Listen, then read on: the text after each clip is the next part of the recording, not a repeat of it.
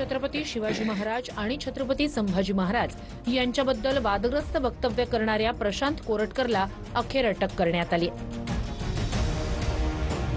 तेलंगणातल्या मंचिरियालमधून कोरटकरला कोल्हापूर पोलिसांनी अटक केली। इतिहास अभ्यासक इंद्रजित सावंत यांना धमकी देताना कोरटकरनं छत्रपती शिवाजी महाराज आणि छत्रपती संभाजी महाराज यांची बदनामी केली होती। 25 फेब्रुवारीपासून प्रशांत कोरटकर फरार होता।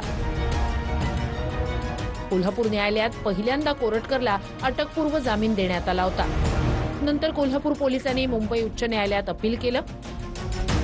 मुंबई उच्च न्यायालयानं हे प्रकरण पुन्हा कोल्हापूर न्यायालयात पाठवलं। त्यानंतर कोल्हापूर न्यायालयानं कोरटकरचा अटकपूर्व जामीन फेटाळला। कोल्हापूर न्यायालयानं जामीन फेटाळल्यानंतर कोरटकरनं मुंबई उच्च न्यायालयात धाव घेतली। पण या सुनावणी आधीच कोल्हापूर पोलिसांनी कोरटकरला अटक केली।